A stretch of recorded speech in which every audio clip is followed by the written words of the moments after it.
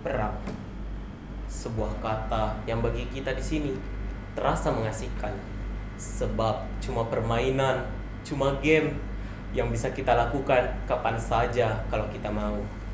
Bahkan permainan ini bisa menghabiskan waktu kita berjam-jam di depan layar ponsel, laptop, atau komputer sambil menikmati cemilan dan minuman yang lezat.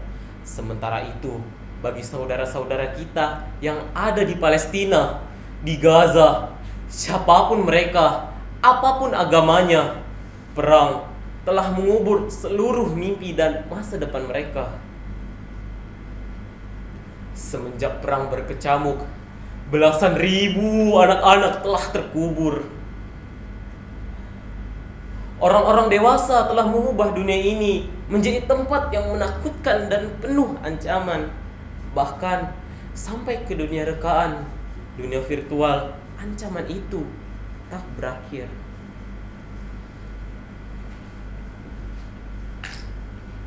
Mengapa Tuhan tak menciptakan bumi yang lain, tanah yang lain, yang hanya dihuni oleh anak-anak, dipenuhi dengan tempat bermain, rumah-rumah tentram, makanan yang cukup, dekat persahabatan dan persaudaraan, taman-taman bunga, dan kebun-kebun yang selalu berbuah. Tak mengapa kalau Tuhan ingin menyertakan orang dewasa di dalamnya, asalkan hati mereka telah dipenuhi dengan cinta, bukan angkara, amarah, atau kebencian terhadap sesama, supaya anak-anak tak tersakiti lagi, supaya ada yang menjaga mereka di malam yang gelap, supaya ada yang mendekap mereka ketika kedinginan, supaya ada yang menceritakan dongeng-dongeng yang indah, supaya ada yang memastikan mulut mungil itu tak lagi kelaparan dan kehausan.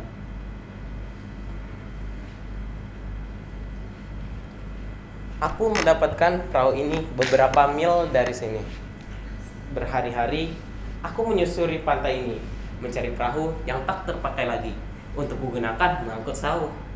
Aku beruntung, Pak Nyoman, seorang nelayan tua yang baru saja mendapatkan bantuan perahu baru, memberikan perahu lamanya ini untukku. Dengan dibantu Pak Nyoman, aku menyusuri pantai ini hingga sampai ke tempat ini. Dengan perahu itulah aku dan teman-temanku, Made, Joshua, Christine, Ali, Butet, Harun, dan Melin akan pergi jauh sekali. Mungkin kalian diam-diam bertanya, mengapa aku sendirian? Di mana teman-temanku itu? Sabarlah, pelan-pelan kalian akan mengenal mereka. Mereka ada, hanya terkadang seolah-olah tak ada, atau mungkin dianggap tak ada. Aku malahan prihatin karena tak berhasil menemukan kalian. Aku mencari kalian di rumah kalian yang baru itu di Kampung Maya, mengunjungi alamat kalian satu-satu, meninggalkan pesan, tapi tak ada satupun dari kalian yang menanggapi pesanku itu. Mungkin aku memang bukan teman yang asik. Aku seorang kutu buku, introvert, tak pernah update soal-soal kekinian yang menjadi keserian kalian di Kampung Maya. Itulah mengapa aku menyisih ke daerah pantai ini hingga aku menemukan ide sederhana ini, yaitu membuat perahu persaudaraan yang akan berlayar menuju laut lepas Gaza. Dan saat perahu itu aku tampilkan di sosial media, menawari siapa saja yang ingin berlayar denganku, kalian malah menertawaiku dan menganggapku sakit. Makanya jangan kebanyakan baca novel, bisanya menghayal mulu. Kasihan, hidup di zaman teknologi tapi jiwanya masih nenek moyangku seorang pelaut. Itu perahu buat mancing aja jebol, gimana mau dipakai berlayar? Urusan di Gaza mah udah ada yang ngatur, gak usah ngadi-ngadi deh. Pelawak, sayang gak lucu. Ya, begitulah kalian menanggapi ajakanku. Aku hampir saja sudah merasa tak waras dengan ideku ini. Untunglah pada suatu malam sahabat-sahabatku datang. Mereka mengunjungiku di pantai ini. Saat itu aku sedang tertidur di perahu ini. Idenya sederhana, bermula dari hobiku bermainkan game peperangan dan rasa kasihanku yang tiba-tiba muncul terhadap nasib anak-anak di Gaza, aku pun mengajak teman-temanku berkumpul dan berpikir untuk melakukan sesuatu. Bagaimana kalau kita mengumpulkan dana atau pakaian atau barang atau apa saja selama 1 bulan lalu kita bawa berlayar? Begitu kata Maylin. Aku akan membuat sebuah lagu cinta untuk anak-anak di Gaza. Lagu ini akan kita sebarluaskan di seluruh akun media sosial. Dari sana kita bisa mendapatkan sejumlah empati dan uang yang cukup untuk membantu Gaza. Nah, ide Joshua ini langsung disetujui oleh Butet. Keduanya memang hobi bermusik, tapi Joshua sangat spesial. Meski masih sangat belia, dia sudah dipercaya membuat komposisi lagu untuk baktian di gereja. Kini, aku membayangkan Joshua seperti mewarisi bakat Amadeus Mozart. Lain lagi dengan Ali dan Harun. Mereka mengajak kami membiasakan diri makan secukupnya dan tidak berfoya-foya sebagai rasa hormat dan maaf kami kepada anak-anak yang kelaparan di Gaza. Sedangkan Christine menyarankan agar kami menulis surat mengadu pada Tuhan dan mengirimkannya ke Yerusalem, tembok ratapan. Sedangkan aku dan Made mencari perahu untuk melayarkan semua harapan itu. Ya, semuanya sudah kulakukan sebisaku, semampuku demi membuat sahabat-sahabatku itu bahagia dan bangga karena memiliki aku. Lihat, perahu ini telah kami kemas dengan sangat rapi. Surat-surat, sajak, sepenggal doa, air suci Jayapura, kuil, dan gereja. Benda-benda dari masa lalu yang masih tersimpan. Apa saja, kami mengumpulkannya hari demi hari. Dari siapa saja yang ingin melakukan sesuatu sebagai ungkapan rasa cinta. Tuhan pasti akan menjaganya, mengirimkan gelombang yang akan mengubahnya menjadi doa dan bergema di laut Mediterania. Mungkin apapun yang kami lakukan ini hanyalah setetes air di tengah penderitaan saudara-saudara kami di Gaza. Tapi kami sangat ingin sekali membantu mereka. Sangat-sangat ingin menjadi bagian yang dikirimkan Tuhan untuk mereka. Mungkin kami ini seperti seekor semut yang membawa api air untuk memadamkan api yang membakar Ibrahim alaihissalam. Api tersebut hanya akan lenyap, menguap di hadapan kobaran api. Tapi dengan cara itu, dan memang hanya itu yang bisa kami lakukan untuk mengungkapkan rasa cinta dan sayang kami kepada anak-anak yang telah mati di Gaza, atau kini yang sedang bertahan hidup dengan remah-remah roti di mangkuk karatan mereka, berebut bubur dingin di panci-panci yang telah remuk oleh sepatu serdadu.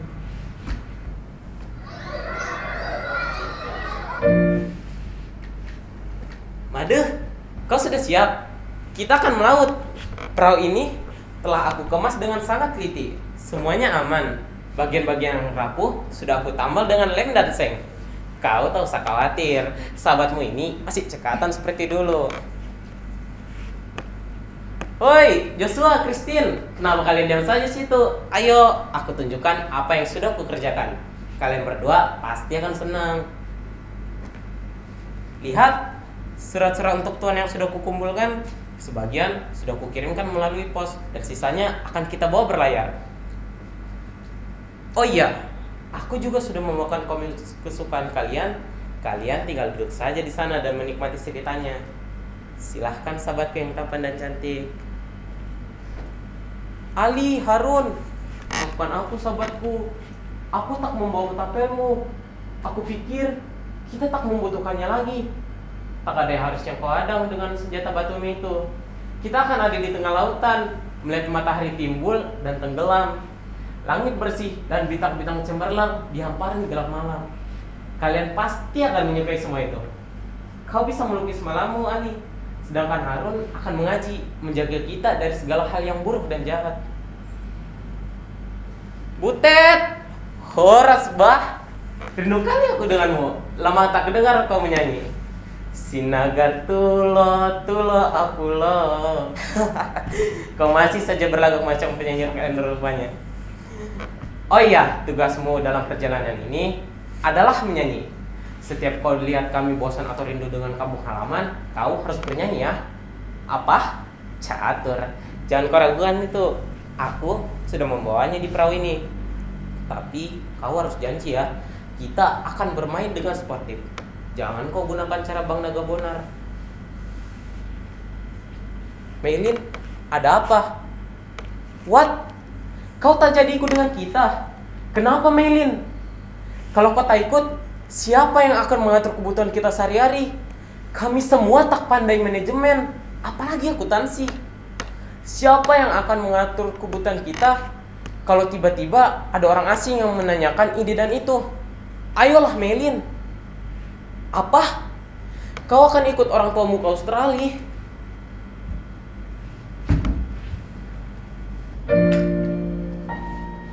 Meilin adalah sahabatku yang tiba-tiba menghilang karena terjadi sebuah kerusuhan. Made mati karena leukemia. Dia tak tertolong karena ayahnya hanyalah seorang nelayan, yaitu Pak Nyoman, yang memberikan perahu ini untukku. Butet juga sudah tak ada. Dia menjadi korban perkelahian antara dua kelompok pemuda di kota kami. 1 tahun setelah mereka kembali ke negerinya, aku sempat melihat Ali dan Harun. Aku menemukannya dalam sebuah olimpiade matematika untuk siswa sekolah dasar.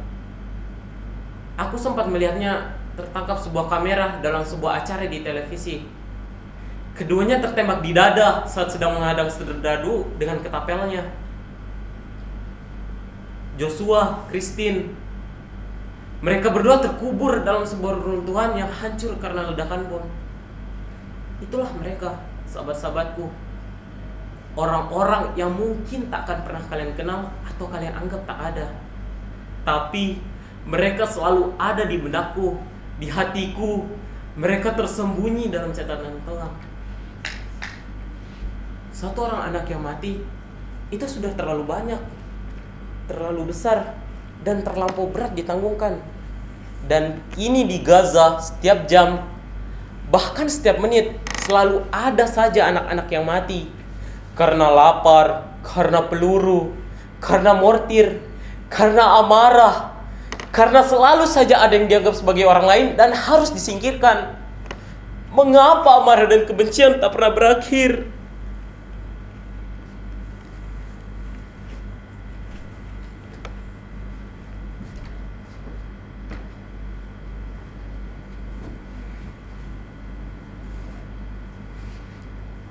Aku mendapatkan benda-benda ini dari sahabat-sahabatku tadi. Dengan menyimpannya, aku masih bisa merasakan kehadiran mereka. Di saat aku merasa sangat sendiri dan rasa rinduku untuk menemani anak-anak di Gaza dianggap sebagai khayalan gila, mereka mendatangiku dalam mimpi. Di sana, kami memiliki perahu yang penuh dengan makanan, pakaian, boneka, mainan, dan buku-buku. Dengan perahu itu, kami menempuh samudera. Kami seperti titik putih di tengah semesta kegelapan.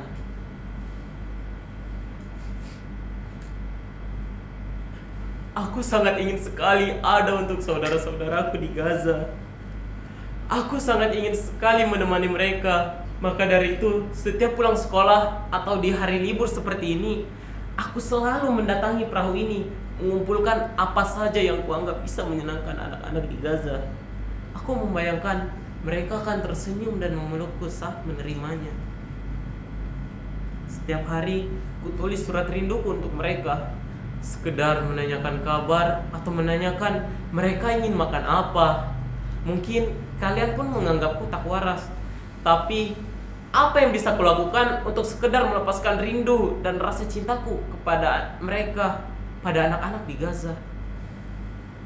Ayahku hanyalah seorang nelayan. Apa yang bisa kuberikan untuk mereka? Kadang seharian aku hanya membayangkan seluruh ikan yang ada di lautan ini datang ke Gaza dan menjadi lauk-lauk yang telah matang di piring anak-anak yang kelaparan.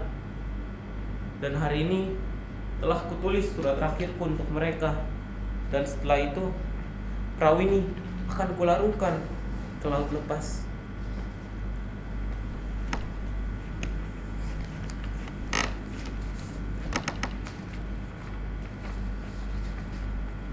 Tuhan, tolong kirimkan kedua tanganku ini ke Gaza, agar aku bisa selalu memeluk saudara-saudaraku di sana. Tolong kirimkan kedua kakiku ini ke Gaza, agar aku bisa selalu menopang saudara-saudaraku yang terkapar di kota-kota yang hancur terbakar. Tolong kirimkan sepasang mataku ini ke Gaza, agar aku bisa menggantikan mata anak-anak yang menangis karena ketakutan dan kehilangan.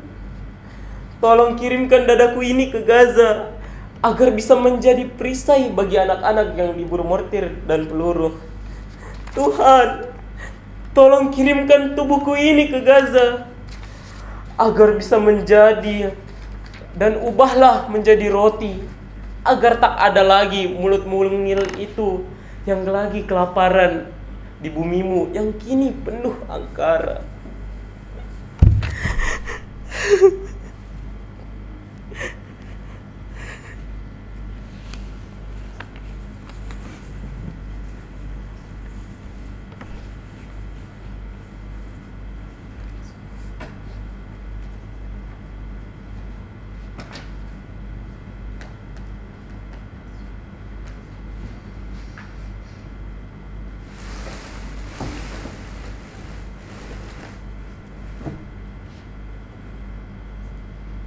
Apa?